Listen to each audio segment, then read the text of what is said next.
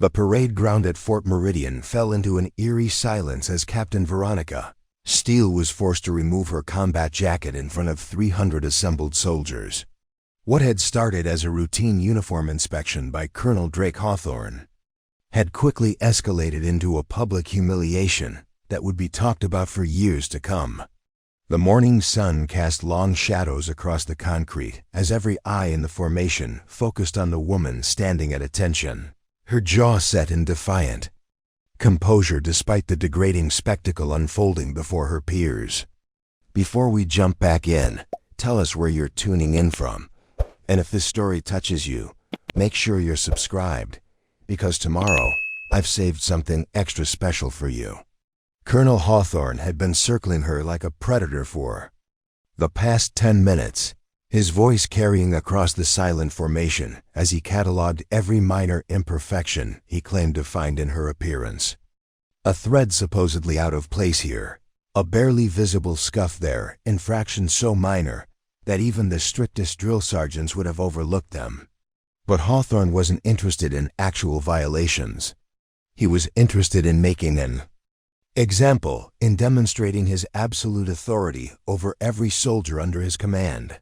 Regardless of rank or reputation, Captain Steele, known throughout the 82nd Airborne Division for her uncompromising professionalism and ice-cold demeanor under pressure, had somehow found herself in Hawthorne's crosshairs. Perhaps it was her refusal to laugh at his crude jokes during staff meetings. Perhaps it was the way she commanded respect from enlisted personnel without resorting to intimidation tactics. Or perhaps it was simply that her competence made his own shortcomings more apparent to those paying attention. "Remove the jacket, Captain," Hawthorne commanded, his voice dripping with satisfaction as he gestured broadly to ensure the entire formation could witness what was happening. "Let's see what other uniform violations you're hiding from us." The request was highly irregular, bordering on inappropriate. Officers didn't strip down during formations, especially not female officers in front of mixed-gender units. Several senior non-commissioned officers shifted uncomfortably in their positions, their professional instincts telling them this had crossed a line. But none dared to challenge a full colonel in the middle of a formation. Veronica's fingers moved to her buttons with mechanical precision, her face revealing nothing of whatever thoughts were racing through her mind.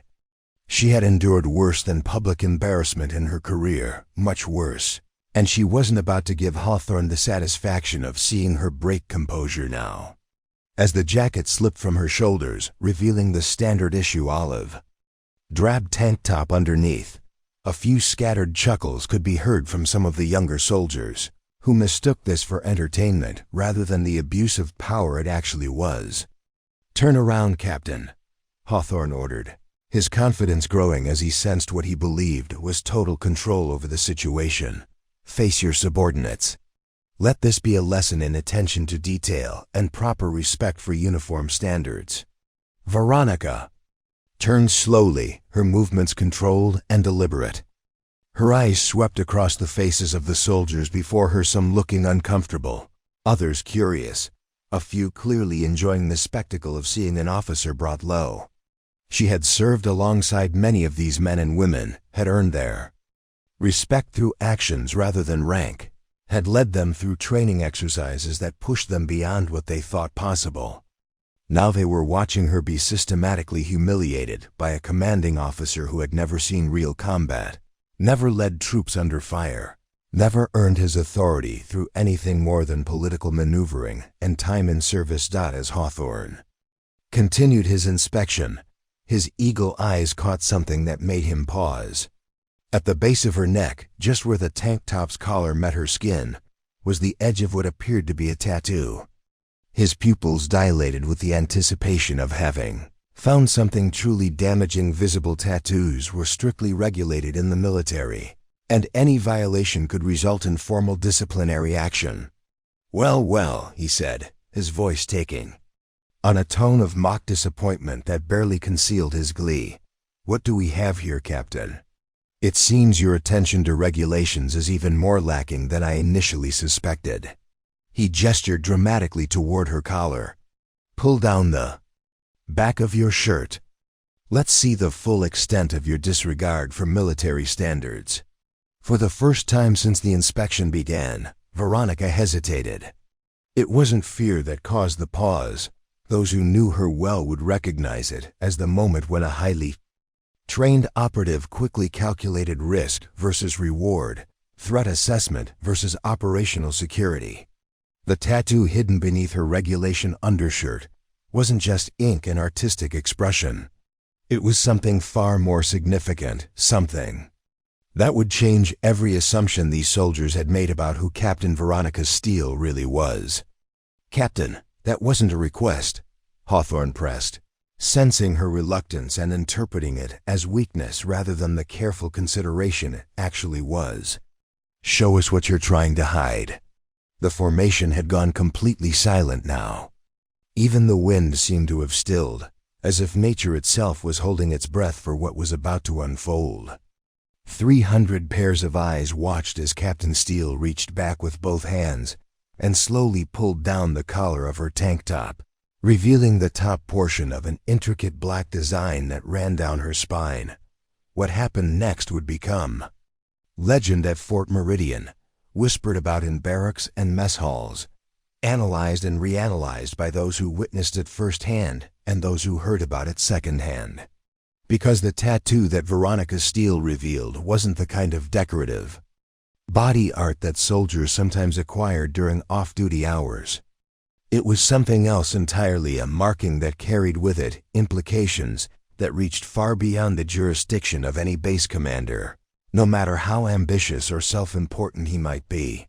The silence stretched on, thick with tension and anticipation, as the true story of Captain Veronica Steele was about to be revealed to everyone present. Preparing and narrating this story took us a lot of time, so if you are enjoying it, subscribe to our channel. It means a lot to us. Now back to the story. Before we dive deeper into what happened that morning at Fort Meridian, I want to connect with you, our incredible viewers from around the world. From which country are you watching this story unfold today? Are you tuning in from the United States, perhaps even near a military base yourself? Maybe you're watching from the United Kingdom, Germany, Australia, or anywhere else across the globe where brave men and women serve their nations with honor and distinction. The story you're about to hear is one that reminds us never to judge people by their appearance or assume we know someone's full story based on what we see on the surface. It's about respect, hidden strength, and the dangerous consequences of abusing power when you don't understand who you're really dealing with. If you're someone who appreciates stories about justice, courage, and the moment when truth finally comes to light, then you're definitely in the right place. This channel is dedicated to bringing you real stories about extraordinary people who prove that heroes don't always look like what we expect them to look like. Sometimes the most dangerous person in the room is the one who appears the most ordinary. Before we continue with Captain Veronica Steele's incredible story, I want to ask you to do something that really helps us continue creating this content. For you, if you're enjoying this story so far, please take just a second to hit that subscribe button below this video. It's completely free, and it helps us reach more people who love these kinds of inspiring and jaw-dropping stories about real courage and heroes. And here's something special. If we can get this video to 10,000 likes, I'll create a follow-up episode exploring more stories from the secretive world of Special Operations Forces and the incredible men and women who serve in units that most people don't even know exist. These are the soldiers who operate in the shadows, whose names will never appear in newspapers, whose sacrifices go unrecognized by the general public. Also want you to think about this as we continue. Have you ever been in a situation where someone underestimated you? Where someone made assumptions about your capabilities or your background that were completely wrong? Drop a comment below and share your experience. I read every single comment, and some of the best story ideas for future videos come directly from you, our amazing community. Now, What makes today's story particularly powerful is that it touches on something many of us have experienced: being judged unfairly by someone in a position of authority. Whether it's a boss, a teacher, a coach, or in this case, a commanding officer, we've all encountered people who mistake their position for actual leadership and who confuse fear with respect. Captain Steele's story is about to show us what happens when someone pushes too far, when they assume they're dealing with just another subordinate who will quietly accept humiliation and abuse. But as you'll discover, Veronica Steele was anything but ordinary, and the tattoo that Colonel Hawthorne was about to expose would reveal a truth that would shake Fort Meridian to its very foundations. This isn't just a story about military life or special operations. It's a story about the strength that comes from knowing who you are, even when others can't see it. It's about the quiet confidence that comes from having faced real challenges and emerged victorious. And it's about the moment when hidden truth meets arrogant assumption, and assumption loses. So grab your favorite drink, get comfortable, and prepare yourself for a story that will remind you why you should never, ever underestimate the quiet professional standing next to you. Because sometimes, the person you least suspect is exactly the person you should respect the most. Are you ready to find out what happened when Colonel Hawthorne got his first glimpse of that mysterious tattoo? Trust me, what comes next will leave you questioning everything you thought you knew about this story. Let's dive back into that tense morning at Fort Meridian, where 300 soldiers were about to witness something that would change their understanding of leadership, respect, and what it truly means to serve your country at the highest levels. Captain Veronica Steele had arrived at Fort Meridian 18 months earlier under circumstances that raised few eyebrows, but should have prompted more questions. Her transfer orders had come through standard military channels, requesting an experienced airborne officer to serve as a training supervisor for the base's Advanced Combat Leadership Program. On paper, her credentials were impressive, but not extraordinary Ranger School graduate. Multiple combat deployments, commendations for excellence in training development. What the paperwork didn't reveal was the 6-month gap in her service record between her last assignment in Afghanistan and her arrival at Fort Meridian. During those missing months, Captain Steele had been at a facility that didn't appear on any military maps, undergoing selection and training for a unit whose very existence was classified above the security clearance of most general officers. The Delta Force Assessment and Selection Course was notorious for its psychological and physical demands, with failure rates exceeding 90%. Even among the elite special operations candidates who were invited to attempt it, Veronica had not only survived the grueling process, but had emerged as one of the top performers in her class, earning her place in what was officially designated as the 1st Special Forces Operational Detachment Delta, but which insiders simply called the unit. Her psychological profile had identified her as possessing the rare combination of strategic thinking, emotional control, and adaptive leadership that made an operator capable of functioning independently in the most challenging environments imaginable. At Fort Meridian, however, she was simply Captain Steele, professional, competent, and unremarkable enough to blend seamlessly into the background of military bureaucracy. This anonymity was precisely what her handlers at the unit required. Her mission wasn't to stand out or demonstrate exceptional capabilities. Instead, she was tasked with observing, learning, and occasionally influencing the development of future military leaders who showed potential for recruitment into special operations programs. The base's daily routine had become familiar to her. Over the months, morning physical training at 0530, followed by breakfast and the day's training schedules. As a captain, she occupied a middle position in the base's hierarchy, senior enough to have real responsibilities, but not so senior as to attract unwanted attention from higher command. She supervised small unit tactics courses, reviewed training protocols, and mentored junior officers who showed promise for advanced leadership positions. Her living quarters were Spartan by choice rather than necessity. A small apartment in the officer housing complex, furnished with military-issued furniture and personal belongings that revealed nothing about her true background. No photographs from exotic locations, no souvenirs from classified missions, nothing that might prompt questions about her past. Even her workout routine was carefully modulated to demonstrate fitness, without revealing the extensive hand-to-hand combat training that had been drilled into her during Delta selection. The other officers at Fort Meridian had initially tried to include her in their social circles. Lieutenant Colonel Janet Morrison, the base's executive officer, had invited her to dinner parties.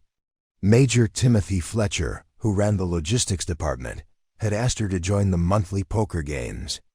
Captain Alex Rodriguez from the intelligence section had suggested they grab drinks at the local establishments frequented by off-duty personnel. Veronica had politely declined most of these invitations, citing her preference for quiet evenings and professional boundaries.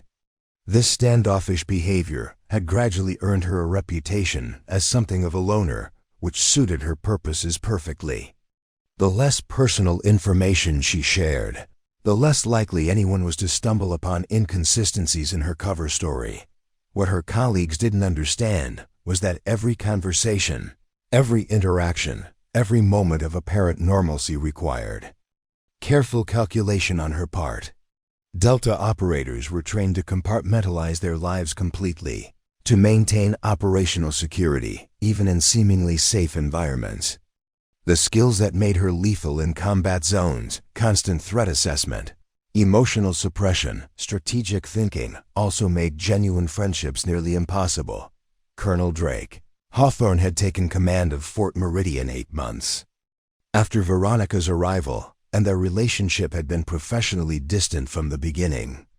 Hawthorne was a career officer who had risen through the ranks more through political acumen than battlefield excellence.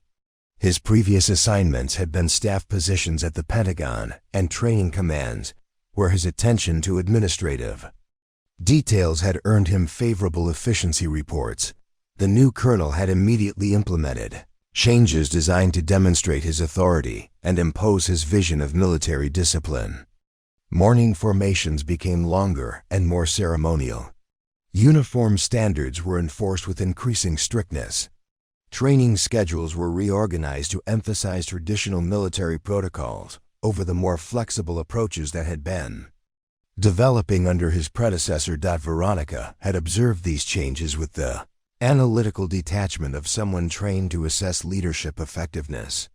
Hawthorne's methods were producing compliance but not enthusiasm. Junior officers were requesting transfers at higher rates. Morale indicators were declining.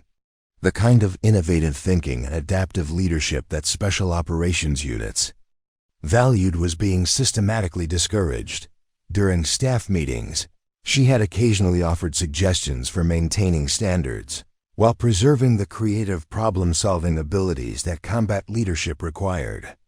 These recommendations were usually dismissed or ignored, leading her to adopt a strategy of quiet observation rather than active participation in command discussions. What Hawthorne interpreted as lack of engagement or initiative was actually professional restraint. Veronica's real job required her to remain invisible, to avoid drawing attention that might compromise her mission or reveal capabilities that could raise uncomfortable questions about her true background and training. The irony was that Hawthorne's increasing hostility toward her was creating exactly the kind of situation her Delta Force training had prepared her to handle. She had faced interrogation by enemy forces, navigated complex political situations in foreign countries, and operated independently in environments where a single mistake could mean death or capture. Managing one petty, insecure colonel should have been trivial by comparison, but operational discipline required patience, and patience meant enduring Hawthorne's targeted harassment while maintaining her cover identity. At least, that had been the plan until this morning's formation had pushed the situation beyond the boundaries of what could be ignored or deflected through professional courtesy. Colonel Drake Hawthorne had been planning this morning's confrontation for weeks, though he would never have admitted as much to anyone, including himself. In his mind, he was simply maintaining military standards and ensuring proper discipline throughout his command. The reality was far more personal and considerably more petty than he cared to acknowledge. Hawthorne's military career had been built on careful image management and strategic positioning rather than genuine leadership capability. His father, General William Hawthorne, had been a decorated combat veteran whose reputation had opened doors that Drake's own abilities might not have accessed. Throughout his 22 years of service, Drake had leveraged family connections, cultivated relationships with influential officers, and positioned himself for assignments that would enhance his record without exposing him to significant risk or challenge. His previous command at Fort Randolph had been considered a success, primarily because he had inherited a well-functioning training program and had been smart enough not to interfere with systems that were already working effectively. The efficiency reports from that assignment had praised his attention to detail and commitment to regulations, qualities that looked impressive on paper but masked his fundamental insecurity about his own leadership abilities. Hawthorne, however, seized upon this minor infraction as an opportunity to escalate the tension of the entire inspection. His voice rose to a volume that ensured every soldier in the formation could hear his criticism, and his language carried a harsh edge that went beyond professional correction into personal attack.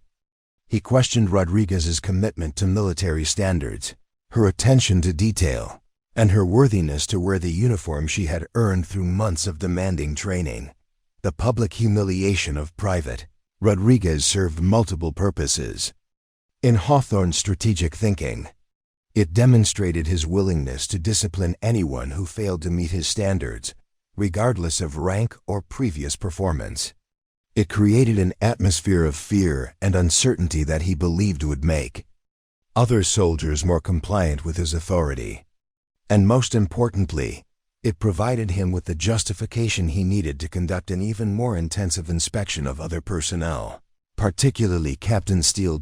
As Rodriguez struggled to maintain her composure under the verbal assault, Captain Steele found herself calculating response options with the kind of tactical analysis that had been drilled into her during Delta Force training. The situation was escalating beyond normal military discipline into abuse of power, creating a scenario where intervention might be morally necessary but operationally dangerous to her cover identity. The decision was taken out of her hands when Hawthorne abruptly terminated his criticism of Rodriguez and pivoted toward her section of the formation. His approach was deliberate and theatrical, designed to ensure that every soldier present understood that they were about to witness something significant. The colonel's body language conveyed the confidence of a predator approaching cornered prey, completely unaware that he was actually walking into a trap of his own making. "Captain Steele," Hawthorne announced, his voice carrying across the silent parade ground with unmistakable menace. "Step forward for individual inspection." The command was highly irregular. Individual inspections during formation were typically reserved for junior enlisted personnel or in cases where specific uniform violations had been observed from a distance. For a captain to be singled out in this manner represented either a serious breach of military protocol or a deliberate act of harassment, designed to humiliate a fellow officer in front of subordinates. Veronica stepped forward with the mechanical precision that characterized all her movements, her face revealing nothing of the rapid threat assessment she was conducting. Her operational training had prepared her for situations where cover identities might be compromised, where careful planning could be disrupted by unexpected variables, where the mission parameters might change without warning. What that training had not fully prepared her for was the psychological challenge of maintaining passive restraint while being subjected to deliberate humiliation by someone whose authority existed only within the artificial hierarchy of military rank structure. Every instinct developed through years of high-stakes operations urged her to end this confrontation quickly and decisively. The knowledge that she possessed capabilities far beyond anything Hawthorne could imagine made his petty power plays seem almost surreal in their irrelevance, but operational discipline demanded patience, and mission success required maintaining her cover identity regardless of personal cost.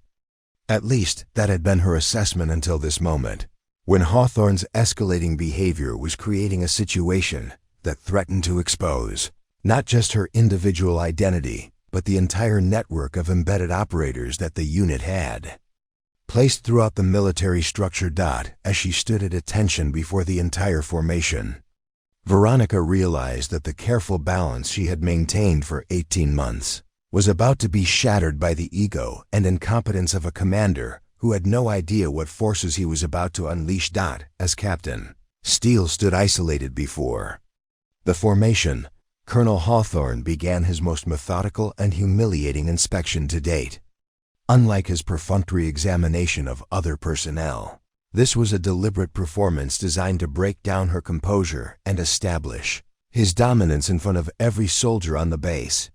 He started at her boots, taking an unusually long time to examine the polish and commenting loudly on microscopic imperfections that would have been invisible to anyone not specifically looking for reasons to criticize. "These boots show insufficient attention to detail, Captain," Hawthorne announced, his voice projected to reach the back rows of the formation. "The left heel shows wear patterns that suggest improper maintenance protocols." The criticism was absurd. Steele's boots were polished to a mirror finish that exceeded regulation standards, but Hawthorne wasn't interested in legitimate infractions. He was interested in creating a narrative of professional inadequacy that would justify whatever escalation he had planned. Staff Sergeant Vance, watching from her position with the senior non-commissioned officers, felt her jaw clench with suppressed anger. In her 2 decades of military service, she had never witnessed such a blatant abuse of command authority. The targeting of Captain Steele had become increasingly obvious over recent months, but this public humiliation crossed lines that violated both military protocol and basic human decency. She exchanged meaningful glances with other senior enlisted personnel, all of whom recognized what was happening but were powerless to intervene without risking their own careers. Hawthorne continued his examination, moving slowly up Steele's uniform while providing running commentary on imaginary deficiencies. Her belt was supposedly positioned a millimeter off regulation. Her shirt pocket showed what he claimed was improper pressing. Her rank insignia was allegedly tarnished beyond acceptable standards.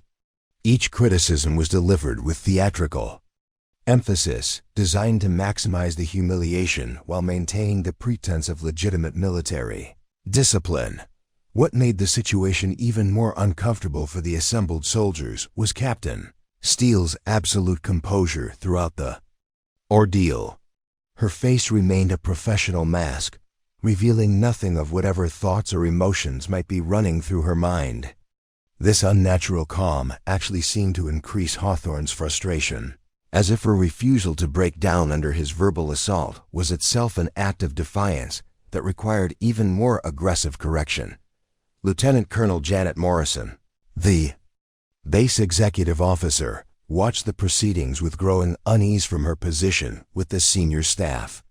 She had served under enough commanders to recognize when discipline was crossing into harassment, and she was already calculating the potential consequences of allowing this situation to continue. The paperwork alone from a formal complaint would be nightmarish, and if word reached higher command that Fort Meridian was tolerating abusive leadership practices, the careers of everyone in the chain of command could be damaged.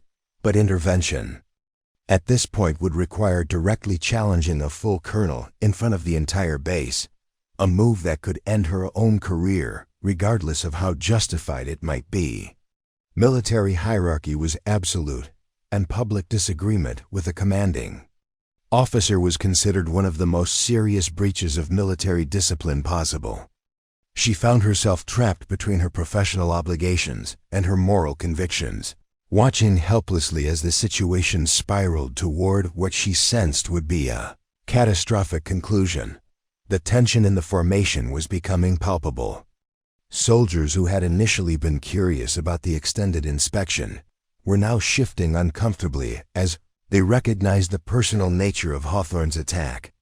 Some of the junior officers who had served under Captain Steele's supervision looked particularly distressed, knowing her reputation for fairness and competence, while watching her being systematically humiliated by a commander whose own capabilities were questionable at best.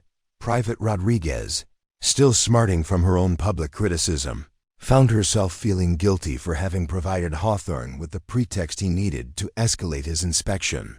She had served in Captain Steele's training units and knew firsthand that Steele was one of the most professional and competent officers on the base. Watching her being treated this way felt like a fundamental violation of everything Rodriguez had been taught about military leadership and the respect that should exist between professional soldiers. The psychological pressure of the situation was affecting everyone present, but in different ways. For the junior enlisted personnel, it was a lesson in the arbitrary nature of military authority and the dangers of attracting unwanted attention from senior officers. For the mid-level officers, it was a reminder of their own vulnerability within the hierarchy and the importance of political maneuvering over pure competence. For the senior staff, it was an uncomfortable demonstration of how quickly military discipline could be perverted into personal vendetta. Hawthorne, feeding off the discomfort he was creating, decided to escalate his examination even further. His inspection of Steele's upper uniform became increasingly invasive, with comments about proper fit and adherence to regulations that bordered on inappropriate for a mixed-gender formation. The colonel was walking a dangerous line between military discipline and sexual harassment, seemingly oblivious to the potential consequences of his actions. What he failed to notice was that his behavior was being observed by more than just the soldiers' information. Master Sergeant Robert Stone, the base's senior enlisted advisor, had positioned himself where he could document the proceedings while remaining officially uninvolved. His decades of experience had taught him to recognize situations that would eventually require official investigation, and he was already mentally preparing the reports that would likely be needed when this incident inevitably escalated to higher command levels. Additionally, the base's security cameras were recording everything, creating a permanent record of Hawthorne's conduct that could be reviewed by investigators or used as evidence in potential legal proceedings. The colonel's focus on humiliating Captain Steele had blinded him to the broader implications of his actions and the number of witnesses who were documenting his abuse of authority. As the inspection continued, Steele's operational training was providing her with multiple contingency plans for how to respond to various escalation scenarios. She had identified the positions of key personnel, calculated distances to cover positions, and assessed the loyalty patterns among the assembled soldiers. Her mind was automatically running through threat assessments and response options, even as she maintained the outward appearance of a submissive subordinate enduring legitimate military discipline. The irony was that Hawthorne's attempt to demonstrate his power over her was actually revealing the vast difference in their respective capabilities. While he focused on trivial uniform details, she was conducting the kind of comprehensive situational analysis that had kept her alive during operations in hostile territories where failure meant death rather than embarrassment. The situation was reaching a critical point where something would have to give. Hawthorne's escalating aggression was creating pressure that would soon require either resolution or explosion, and the choice of which direction it went would be determined by his next actions and her response to them. The first hint that Colonel Hawthorne had stumbled into something beyond his understanding came when his eyes caught a barely visible irregularity at the collar of Captain Steele's regulation undershirt. What appeared to be a slight discoloration or shadow where the fabric met her neck was almost imperceptible, the kind of detail that would escape notice during normal inspections. But Hawthorne's obsessive scrutiny had been designed to find any possible flaw, and this anomaly provided him with exactly the ammunition he believed he needed. "What do we have here, Captain?" he said, his voice taking on a tone of mock discovery that suggested he had uncovered something significant. "It appears your attention to proper grooming standards is even more lacking than I initially suspected." He gestured toward her collar with theatrical emphasis, ensuring that the assembled formation could witness his detection of what he assumed was another violation of military regulations. Master Sergeant Stone, observing from his strategic position, felt a sudden chill of premonition that had nothing to do with the October morning air. His decades of experience working with special operations personnel had exposed him to classified briefings and security protocols that most military personnel never encountered. The combination of Captain Steele's unusual composure under pressure, her exceptional training evaluations, and certain gaps in her service record that had always seemed oddly vague had created a pattern that was now triggering alarm bells in his experienced mind. Lieutenant Colonel Morrison found herself holding her breath as she watched Hawthorne lean closer to examine whatever he had discovered. Her position as executive officer had given her access to personnel files and administrative communications that revealed more about the base's operations than most officers realized. She had noticed the unusual level of interest that certain Pentagon offices had shown in Captain Steele's performance reports, and the way that seemingly routine requests for information about her activities were always processed through channels that suggested high-level security clearances were involved. What neither Morrison nor Stone fully understood was that Captain Steele's placement at Fort Meridian was part of a carefully orchestrated operation that extended far beyond normal military assignments. The unit maintained embedded operators throughout the military structure, individuals whose official records showed conventional career paths while their actual capabilities and mission parameters remained classified at levels that exceeded the security clearance of most general officers. These embedded operators served multiple purposes within the broader framework of national security operations. They provided early identification of personnel with potential for recruitment into special operations units. They monitored training effectiveness and leadership quality at facilities responsible for developing future military leaders. And they served as early warning systems for identifying security risks, leadership failures, or other problems that could compromise military readiness. Captain Steele's 18-month assignment at Fort Meridian had been producing regular reports that painted an increasingly concerning picture of Colonel Hawthorne's leadership methods and their impact on training quality.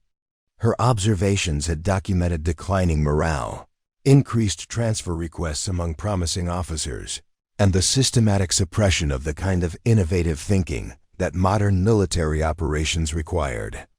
These reports had been forwarded through highly classified channels to senior commanders who were already questioning Hawthorne's suitability for continued command. The irony of the current situation was that Hawthorne's obsessive targeting of Captain Steele was actually accelerating the timeline for his own removal from command. His behavior was providing documented evidence of the leadership problems that her reports had been describing, creating a compelling case for immediate intervention by higher authority. But at this moment, standing before the formation with Hawthorne, examining her collar, Veronica was facing a decision that would determine not just her own future, but potentially the operational security of embedded operators throughout the military system. The training protocols that had been drilled into her during Delta Force selection emphasized the absolute priority of maintaining cover identity, even at significant personal cost. Exposure of one operator could compromise networks that had taken years to establish and put other personnel at risk. However, those same protocols also recognized that situations could arise where cover identity became impossible to maintain, where operational parameters changed so dramatically that adaptation was required for mission success. Hawthorne's escalating behavior was creating exactly such a situation. where her continued passive response might actually compromise the unit's broader objectives more than limited exposure would. The psychological pressure of maintaining her cover while enduring systematic humiliation was testing limits that even her extensive training had not fully prepared her for. The Delta Force assessment process had subjected candidates to extreme stress, designed to identify individuals who could function effectively under the most challenging conditions imaginable. But those exercises had been conducted in training environments where the ultimate goal was known and accepted by all participants. This situation was different because the stress was being applied by someone who was simultaneously her legitimate superior within the military hierarchy and a direct threat to the mission she had been assigned to complete. The conflict between her duty to maintain cover identity and her obligation to protect operational security was creating a paradox that standard protocols did not fully address. Adding to the complexity was her growing awareness that Hawthorne's behavior had crossed the line from harassment into conduct that could compromise military readiness and endanger personnel under his command. His treatment of Private Rodriguez and other subordinates represented a pattern of leadership failure that, if left unchecked, could produce casualties in future operations where innovative thinking and adaptive leadership might mean the difference between mission success and catastrophic failure.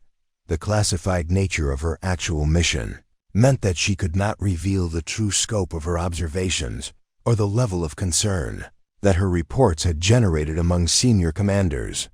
She was trapped in a position where her knowledge of Hawthorne's inadequacy far exceeded what she could officially acknowledge, while her ability to take corrective action was constrained by the need to maintain her cover identity.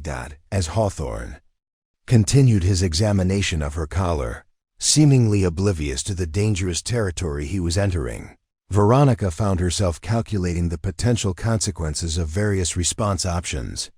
Each choice carried risks that extended far beyond her individual situation, affecting operations and personnel that Hawthorne could not even imagine existed.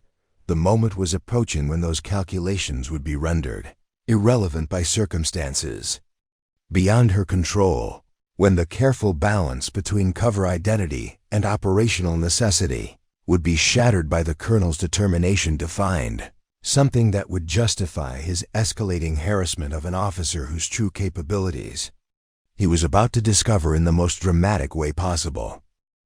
"Pull down your collar, Captain," Hawthorne commanded, his voice carrying the authority of someone who believed he had finally found the smoking gun that would justify his months of harassment. "Let's see what you're trying to hide under that regulation uniform." The command hung in the air like a challenge that could not be ignored or deflected.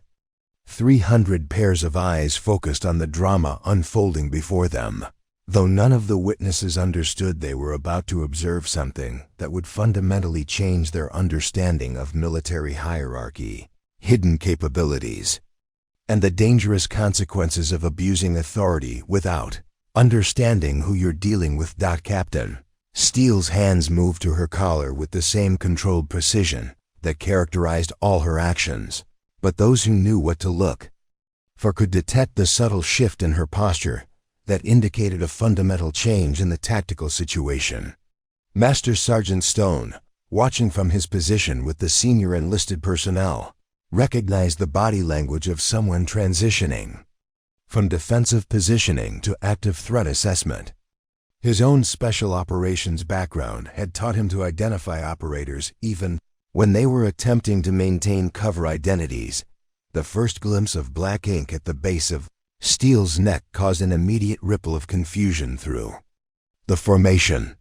Tattoos were not uncommon among military personnel, though visible markings were strictly regulated and typically required special permission to maintain. What made this particular tattoo immediately distinctive was not just its visibility, but the precise geometric patterns that became apparent as more of the design was revealed. Lieutenant Colonel Morrison felt her stomach drop as she recognized elements of the marking that she had seen before in classified briefings about special operations units. Her administrative duties had occasionally required her to process personnel transfers and security clearances that involved units whose very existence was compartmentalized beyond normal military awareness. The symbols becoming visible on Captain Steele's spine were not random artistic choices, they were operational identifiers used by organizations that operated outside conventional military command structures. As Steele continued to expose the tattoo, the intricate design revealed itself to be far more complex than typical military body art. The central element was a delta-shaped symbol composed of 3 interconnected triangles, each containing smaller geometric patterns that appeared to be coordinates, operational codes, and identification markers. Surrounding this central design were additional symbols that those with appropriate security clearances would recognize as authentication, markers used by the 1st Special Forces Operational Detachment Delta. The silence that followed was unlike anything that had ever occurred during a formation at Fort Meridian. It wasn't the quiet of disciplined soldiers maintaining proper military bearing. It was the stunned silence of people trying to process information that fundamentally contradicted their understanding of reality. Colonel Hawthorne, who had been expecting to uncover evidence of minor regulatory violations, found himself staring at markings that indicated capabilities and authority that exceeded his own by orders of magnitude. Major Timothy Fletcher, standing with the staff officers, felt his knees go weak as he recognized the implications of what he was seeing. His previous assignment at the Pentagon had involved liaison work with Special Operations Commands, and he had been briefed on the existence of embedded operators whose identities were protected at the highest levels of government. The realization that he had been working alongside a Delta Force operative for 18 months without knowing it was both terrifying and awe-inspiring. The tattoo itself was a masterpiece of operational design, incorporating multiple layers of information that served different purposes depending on the level of clearance held by whoever was examining it. To most observers, it appeared to be an elaborate geometric pattern with military symbolism. To those with basic special operations knowledge, it clearly identified the bearer as belonging to elite units. To individuals with the highest security clearances, the specific symbols and their arrangement provided detailed information about operational history, specializations, and current assignment parameters. What made the revelation even more dramatic was the gradual recognition spreading through the formation that Captain Steele's calm demeanor throughout Hawthorne's harassment had not been passive acceptance of abuse, but the controlled restraint of someone whose actual capabilities made the colonel's authority seem almost comically irrelevant. The 18 months of professional behavior, the careful adherence to military protocol, the respectful responses to increasingly unreasonable demands, all of it now appeared in a completely different light. Staff Sergeant Vance, watching from her position with the senior non-commissioned officers, found herself mentally reviewing every interaction she had observed between Captain Steele and various personnel on the base. Behaviors that had seemed like ordinary military professionalism now appeared to be the carefully maintained cover identity of someone whose real job involved operations that most soldiers would never even hear about, much less participate in. Psychological impact on Colonel Hawthorne was immediately visible to everyone present. His face had gone pale, and his hands were beginning to tremble slightly as the full implications of what he had uncovered began to register. He had spent months systematically harassing and humiliating someone whose actual authority derived from sources that could end his career with a single phone call. More significantly, his treatment of a Delta Force operative had been documented and witnessed by hundreds of personnel, creating a situation that would inevitably attract attention from investigators and senior commanders who did not tolerate abuse of embedded special operations personnel. The tattoo continued to reveal additional details as Steele completed her exposure of the marking. Serial numbers that corresponded to specific operations, dates that marked significant deployments, and symbols that indicated specializations within Delta Force that required years of additional training beyond the already demanding selection process. Each element of the design told a story of service at the highest levels of military capability, of missions conducted in locations and circumstances that remained classified decades after their completion. Private Rodriguez, still smarting from her own humiliation earlier in the inspection, found herself struggling to reconcile the quiet, professional officer she had known with the revelation that she had been receiving training from someone whose operational experience included missions that would be considered impossible by conventional military standards. The cognitive dissonance of realizing that she had been in the presence of genuine military legend while treating that person as an ordinary captain was overwhelming. The formation remained frozen in stunned silence as the full scope of the tattoo became visible, each additional symbol adding layers of meaning that transformed their understanding not just of Captain Steele, but of the nature of military service itself. They were witnessing the exposure of someone who represented the absolute pinnacle of military capability, whose presence among them had been a privilege they had been too ignorant to recognize. For Captain Steele herself, the exposure of her Delta Force identification marked the end of 18 months of careful cover maintenance and the beginning of a new phase of her mission that would require completely different operational parameters. The transformation in Captain Steele's demeanor was instantaneous and unmistakable. As she slowly pulled her uniform back into place, covering the Delta Force insignia that had just rewritten everyone's understanding of her identity, something fundamental shifted in her posture, her bearing, and the energy she projected. The careful mask of submissive compliance that she had maintained for 18 months dissolved, replaced by the quiet confidence of someone whose authority derived from sources that transcended conventional military hierarchy. When she turned to face Colonel Hawthorne directly, making eye contact for the first time during the entire inspection, the change was so dramatic that several soldiers in the front ranks unconsciously took a step backward.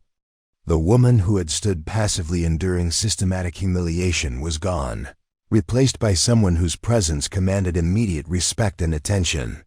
Her voice, when she finally spoke, carried the controlled authority of someone accustomed to giving orders in life-or-death situations. "Colonel Hawthorne," she said, her tone remaining respectfully professional, but somehow managing to convey that the previous power dynamic between them had been permanently altered. "I believe this inspection has served its purpose. Perhaps we should discuss the administrative requirements that my change in status will necessitate." The words were carefully chosen, offering Hawthorne an opportunity to salvage what remained of his dignity while making it clear that the situation had moved far beyond his control. But the psychological shock of discovering that he had been systematically abusing a Delta Force operative had left the colonel struggling to process the new reality, much less respond appropriately to it. Master Sergeant Stone, recognizing the critical nature of the moment, made a decision that would later be cited as an example of exceptional leadership under pressure.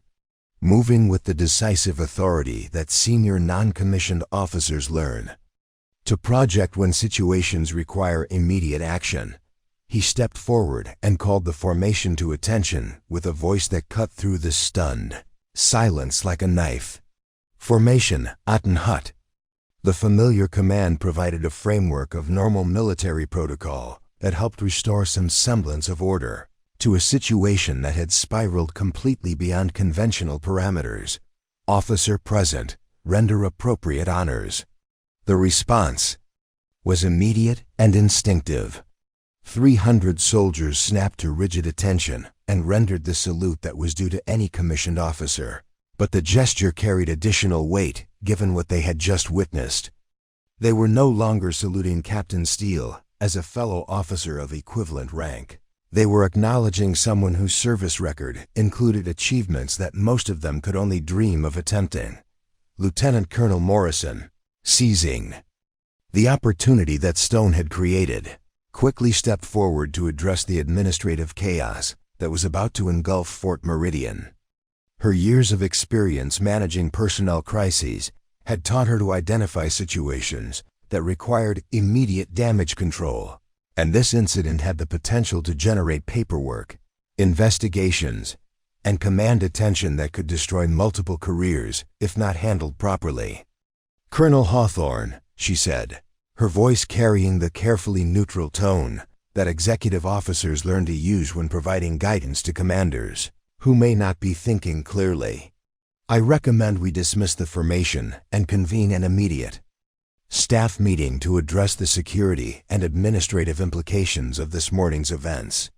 The suggestion was simultaneously respectful and urgent, offering Hawthorne a face-saving way to regain control of the situation while ensuring that the necessary protocols for handling the exposure of a classified operative would be implemented immediately. Morrison understood that every minute of delay increased the likelihood that this incident would attract unwanted attention from investigators and senior commanders, who would not be sympathetic to explanations about uniform inspections gone wrong. Major Fletcher, still struggling to process the revelation that he had been working alongside a Delta Force operative without recognizing it, found his voice long enough to address the immediate security concerns that the exposure had created. "Ma'am," he said, directing his words to Captain Steele rather than Colonel Hawthorne, "should we implement OPSEC protocols for this incident? There are civilian contractors on base and the potential for information leakage." His question demonstrated the kind of tactical thinking that special operations personnel valued in conventional military officers. By focusing on operational security rather than the personal drama of the situation, Fletcher was showing that he understood the broader implications of what had just occurred and was prepared to take appropriate action to protect classified information. Captain Steele's response to Fletcher's question provided the clearest indication, yet of her true capabilities and authority.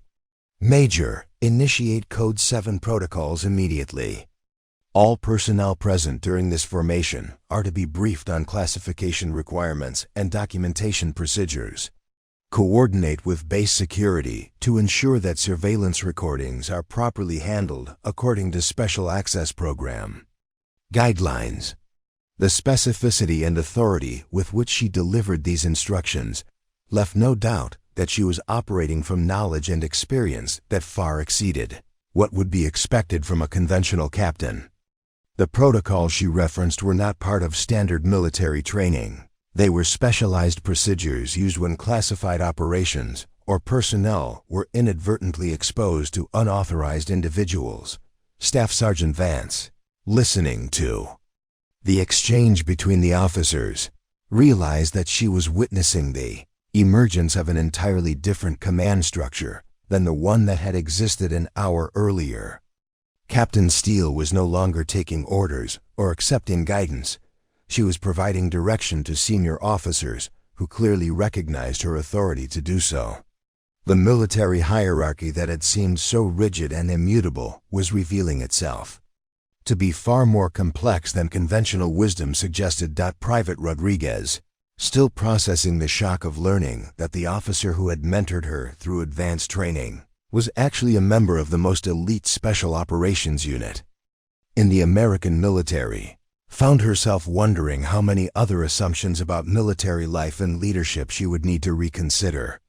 The revelation that extraordinary capability could be hidden behind ordinary appearances was forcing her to reevaluate everything she thought she understood about service and professionalism. The formation itself remained frozen in position. 300 soldiers maintaining perfect military bearing while their understanding of reality underwent fundamental revision. They had arrived that morning expecting a routine inspection and found themselves witnesses to the exposure of classified operations and the dramatic reversal of established authority relationships. The experience would become a defining moment in their military careers, a story they would tell for decades while remaining bound by security requirements that prevented them from sharing the full truth with anyone lacking appropriate clearances. Colonel Hawthorne, still standing where the inspection had left him, appeared to be struggling with the cognitive dissonance of reconciling 18 months of perceived authority over Captain Steele with the sudden revelation that he had been dealing with someone whose actual capabilities and connections made his own position seem almost insignificant by comparison.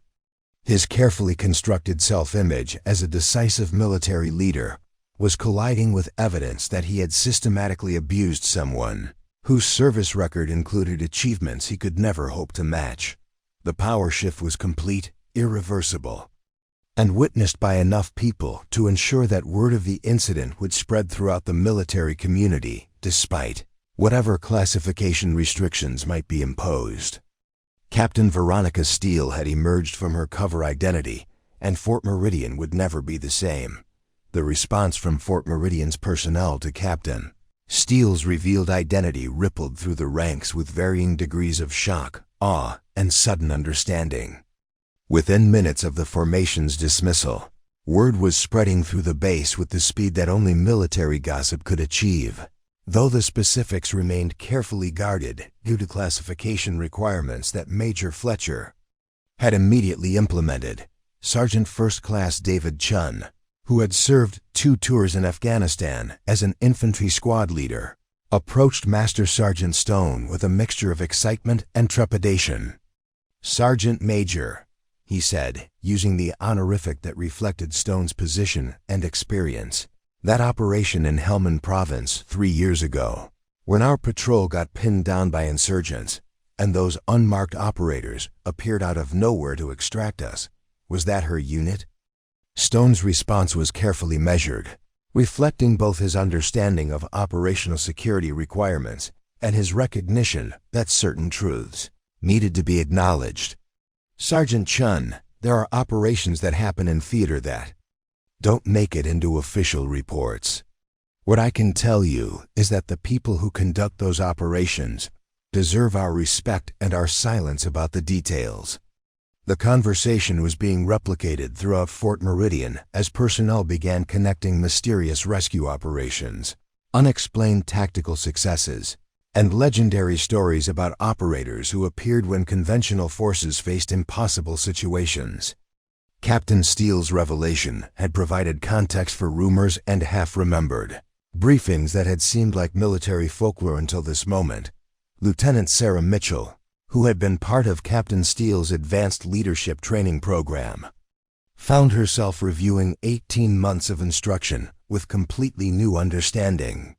The scenarios that Steele had constructed for training exercises now appeared to be drawn from actual operational experience rather than theoretical military doctrine.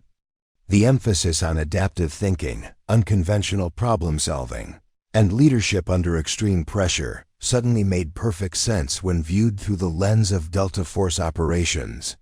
She was teaching us how to think like special operations personnel, Mitchell confided to Captain Alex Rodriguez during their emergency security briefing. All those exercises that seemed impossibly complex, all those scenarios that pushed us beyond normal tactical thinking. She was preparing us for the kind of situations that most officers never even imagined facing. Rodriguez nodded, his own memories flooding back with new significance. "Remember that urban warfare simulation where she had us execute a hostage rescue with minimal equipment and no backup? I thought it was just creative training design. Now I realize she was probably recreating actual missions she had participated in." The security briefing itself was unlike anything most of the personnel had experienced. Major Fletcher, working under Captain Steele's guidance, had implemented classification protocols that required individual acknowledgement of security responsibilities and documentation of each person's presence during the morning's events. The paperwork alone was generating enough attention to ensure that senior commanders would be informed of the incident within hours. Private Rodriguez, still processing her shock at learning the true identity of her mentor, approached Staff Sergeant Vance with questions that reflected the confusion many junior personnel were experiencing. "Sergeant, how are we supposed to interact with Captain Steele now?" I mean, she's still technically our training supervisor, but she's also apparently some kind of special operations legend. Do we treat her differently? Vance's response demonstrated the practical wisdom that senior non-commissioned officers bring to complex situations. Private, the Army has procedures for everything, including how to handle classified personnel assignments. What you need to understand is that Captain Steele was doing her job for the past 18 months, just like you were doing yours. The only thing that's changed is what we know about her background. But even as Vance spoke, she recognized that everything had changed in ways that would take time to fully understand. The dynamics of respect, authority, and professional relationships had been fundamentally altered by the revelation that one of their colleagues possessed capabilities and experience that exceeded anything they had previously encountered. Colonel Hawthorne, meanwhile, had retreated to his office where he was attempting to process the magnitude of his error while fielding increasingly urgent phone calls from senior commanders who had been alerted to the security incident. The conversation with General Patricia Harrison, commander of the Eastern Training Command, was particularly difficult as she attempted to understand how a Delta Force operative had been subjected to systematic harassment for months without anyone recognizing the situation's severity. Colonel Hawthorne, General Harrison's voice carried the controlled anger of a senior officer who was discovering that her subordinates had created a situation with potentially serious consequences. I need you to explain to me how an embedded Special Operations Officer was publicly humiliated at your facility without triggering any of the protective protocols that are supposed to prevent exactly this kind of incident. Hawthorne's attempts to justify his actions, based on uniform regulations and military discipline, were met with increasingly hostile responses from commanders who understood that abuse of embedded operators could compromise national security operations and expose the military to congressional investigation. His career, which had seemed secure just hours earlier, was now in serious jeopardy. Lieutenant Colonel Morrison, functioning as the de facto crisis manager for the incident, was coordinating with multiple agencies and commands to ensure that appropriate notifications were made and proper procedures were followed. Her phone calls included conversations with Pentagon liaison offices, special operations commands, and security agencies that most base personnel never even knew existed. The administrative complexity of the situation was staggering. Every person present during the formation would require security debriefings.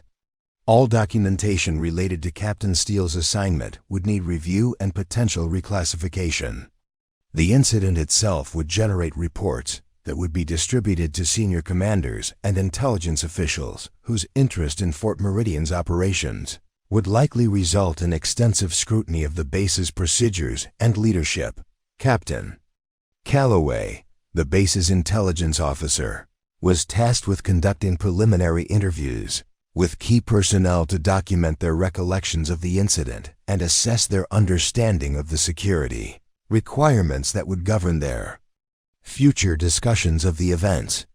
His conversations revealed the extent to which Captain Steele's true capabilities had been hidden behind her carefully maintained cover identity. "Sir," Staff Sergeant Vance reported during her interview, looking back on Captain Steele's performance, evaluations, and training methods, there were indicators that she possessed experience and knowledge beyond what her official record suggested. Her tactical recommendations were consistently innovative. Her understanding of special operations procedures was unusually detailed, and her physical conditioning exceeded normal standards for officers of her rank and assignment. The recognition that the signs had been there all along was creating a secondary wave of shock among personnel who prided themselves on their ability to assess professional capabilities and identify exceptional performers. Captain Steele had successfully maintained her cover identity while demonstrating enough competence to fulfill her mission requirements, a balancing act that required skills most military personnel couldn't even conceptualize. As word of the incident continued to spread through unofficial channels, Fort Meridian was beginning to attract attention from personnel at other installations who had worked with mysterious operators during deployments or training exercises. The revelation that Delta Force maintained embedded personnel throughout the military structure was forcing a re-evaluation of assumptions about special operations and the extent to which elite units operated within conventional military environments. Mourning that had begun as a routine uniform inspection had transformed into a watershed moment that would influence military careers, operational procedures, and command relationships for years to come. Within 72 hours of the formation incident, Fort Meridian had undergone a transformation that would have seemed impossible just days earlier.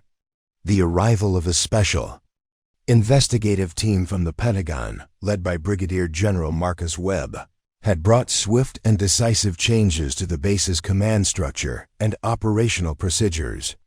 Colonel Hawthorne's removal from command was announced through official channels with clinical efficiency, citing administrative reassignment, pending review of leadership effectiveness and adherence to special operations security protocols. The investigation itself was conducted with the thoroughness that characterized all military inquiries involving classified personnel and potential security breaches. General Webb, whose own background included oversight of special operations programs, understood the delicate balance required when embedded operators were exposed and the need to protect both individual careers and broader operational security. His team interviewed every person present during the formation, reviewed months of documentation, and assessed the overall impact of the incident on military readiness and security protocols. Captain Steele, no longer constrained by the limitations of her cover identity, had been reassigned to a consulting role that allowed her to operate openly while the investigation proceeded. Her new position involved working directly with the investigative team to assess the effectiveness of embedded operator programs and recommend improvements to protective protocols that would prevent similar incidents in the future. The irony was not lost on anyone that the same officer who had been subjected to systematic harassment was now providing guidance to senior commanders on how to better protect personnel in similar situations. Lieutenant Colonel Morrison, whose quick thinking and professional response during the crisis had earned recognition from the investigative team, found herself appointed as acting base commander while a permanent replacement for Hawthorne was identified. Her first official acts included implementing new procedures for recognizing and protecting personnel with special classification requirements and establishing training programs to educate conventional military leaders about the existence and importance of embedded special operations personnel. The changes extended far beyond simple command reassignments. The incident had revealed systemic weaknesses in the military's approach to protecting embedded operators and maintaining operational security in conventional training environments. New protocols were being developed to provide better cover for special operations personnel while ensuring that their valuable expertise could be utilized effectively in training and mentorship roles. Master Sergeant Stone, whose decisive leadership during the formation crisis had prevented an already serious situation from escalating further, was selected to lead the development of new training programs for senior non-commissioned officers. These programs would focus on recognizing indicators of special operations backgrounds and implementing appropriate protective measures without compromising operational security.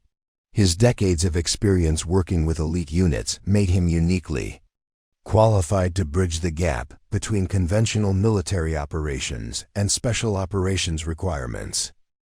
The personnel who had witnessed the revelation were finding their own careers affected in unexpected ways. Many of the junior officers who had trained under Captain Steele's supervision were now being evaluated for potential recruitment into special operations programs, their performance during her covert assessment having identified them as candidates with exceptional potential. Private Rodriguez, whose minor infraction had inadvertently triggered the entire incident, discovered that her quick recovery from public criticism and continued professional performance had marked her as someone with a psychological resilience that elite units valued. Major Fletcher's handling of the security requirements following the incident had demonstrated exactly the kind of adaptive leadership and operational thinking that Special Operations Command sought in conventional officers. His promotion to lieutenant colonel was expedited, and he was being considered for assignment to Special Operations liaison positions that would utilize his newfound understanding of embedded operator programs. The broader military community was also experiencing ripple effects from the Fort Meridian incident. Base commanders throughout the system were receiving briefings about embedded special operations personnel and the need for protective protocols that balanced operational security with effective utilization of elite capabilities. The incident had forced a long overdue examination of how special operations units interfaced with conventional military structures and the risks inherent in placing highly trained operators in environments where their true capabilities might not be recognized or protected. Captain Steele herself was adapting to her new role with the same professionalism that had characterized her 18 months of covert operation. Working openly as a special operations consultant allowed her to share knowledge and experience that had previously been constrained by cover requirements. Her sessions with junior officers were now explicitly focused on special operations tactics and leadership principles, providing training opportunities that conventional military education rarely offered. The psychological impact on Fort Meridian's personnel was profound and lasting.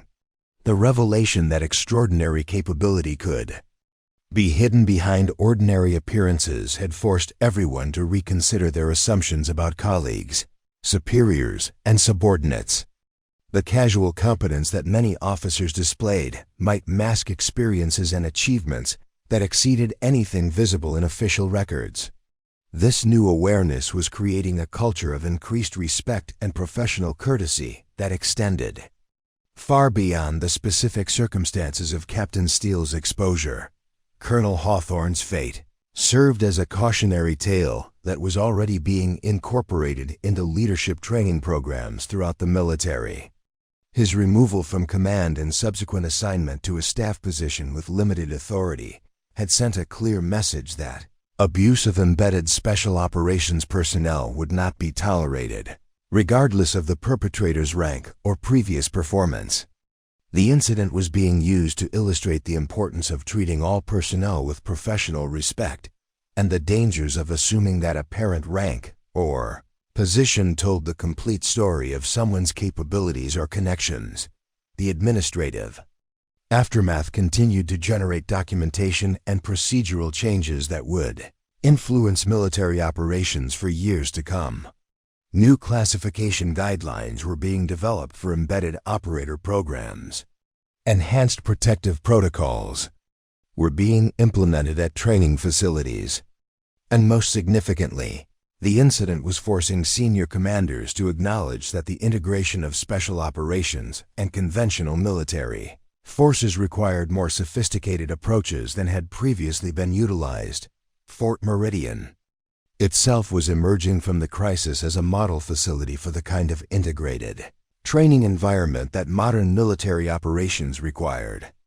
A combination of conventional military education and special operations expertise that Captain Steele's revealed presence had made possible was proving to be extraordinarily effective in developing the kind of adaptive leaders that contemporary warfare demanded.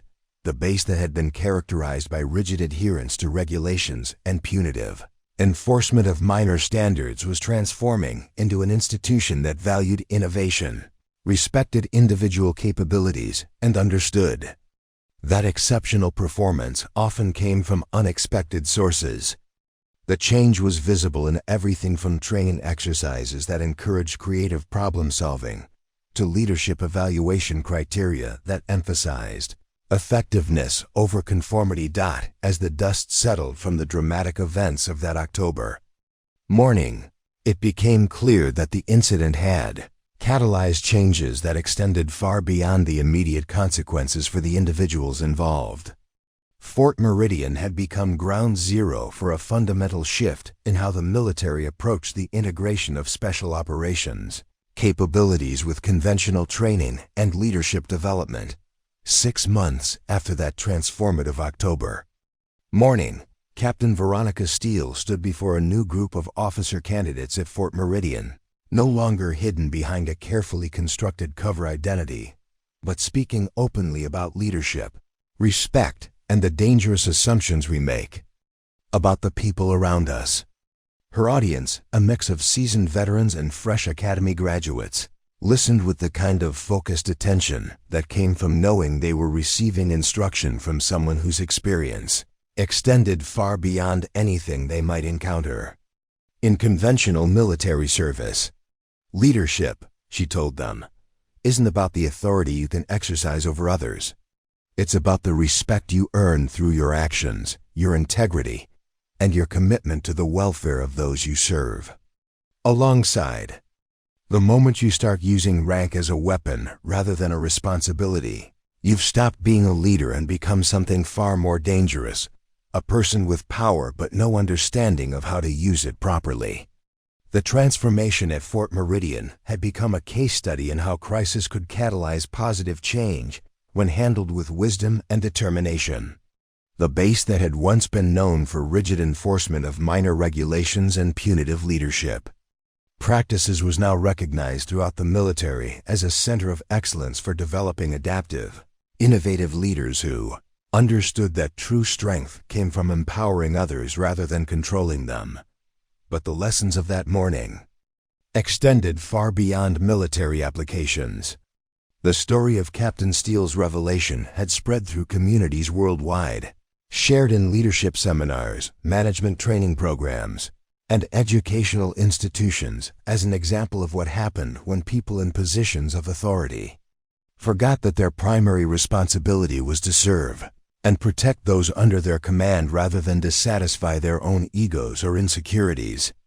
The fundamental truth revealed that day was one that applies to every workplace, every school, every community, and every relationship where power dynamics exist. You never truly know the full story of the people around you. The quiet colleague sitting next to you might be struggling with challenges you can't imagine, or they might possess capabilities and experiences that would astound you if you took the time to look beyond surface appearances. How many times have you encountered someone who seemed ordinary, unremarkable, or even vulnerable, only to discover later that they possessed extraordinary strength, knowledge, or resilience? How often have you made assumptions about people based on their appearance, their position, or their quiet demeanor, assumptions that proved to be completely wrong when you finally learned their real story? The retail worker who serves you with patience and professionalism might be a veteran who served multiple combat tours. The janitor who quietly goes about their work might have advanced degrees and decades of experience in fields you've never heard of. The student who sits silently in the back of the classroom might be dealing with family responsibilities or personal challenges that would break someone less determined. The colleague who doesn't participate in office politics might be focused on work because they understand the real importance of what they're doing in ways that others don't appreciate. Colonel Hawthorne's mistake wasn't just mistreating a Delta Force operative, it was mistreating anyone under his command. The rank, background, or special capabilities of his target were irrelevant to the fundamental wrongness of his behavior. Whether Captain Steele had been an elite special operations soldier or a conventional officer trying her best to serve professionally, the harassment, public humiliation, and abuse of authority would have been equally inappropriate and damaging. This is perhaps the most important lesson we can take from Fort Meridian. Respect and dignity aren't privileges that people earn through demonstrated exceptional ability. They're basic human rights that everyone deserves regardless of their position, background, or visible achievements. The way we treat others should be based on our own character and values, not on our assessment of what others might be able to do for us or to us.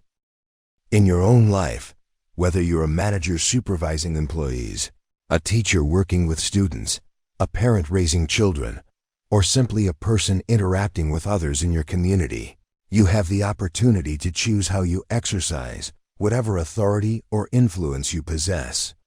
You can choose to be the kind of leader who empowers and protects others, or you can choose to be someone who uses position and power to satisfy personal insecurities at the expense of those who depend on you. The choice seems obvious when presented in those terms, but the reality is that many people, perhaps most people, will face moments when the pressure to demonstrate authority, the temptation to assert dominance, or the frustration with their own limitations will push them toward the kind of behavior that Colonel Hawthorne displayed.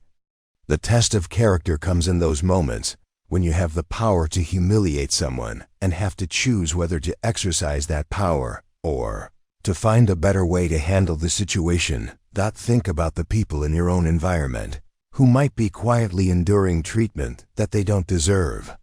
Consider whether you've ever been guilty of making assumptions about others based on incomplete information. Reflect on whether you've used whatever authority you possess as a supervisor, a senior colleague, a team leader, or even just as someone with social influence to build others up or to tear them down. The most remarkable aspect of Captain Steele's story isn't that she was revealed to be a Delta Force operative with extraordinary capabilities. It's that she maintained her professionalism, dignity, and commitment to her mission despite months of systematic mistreatment.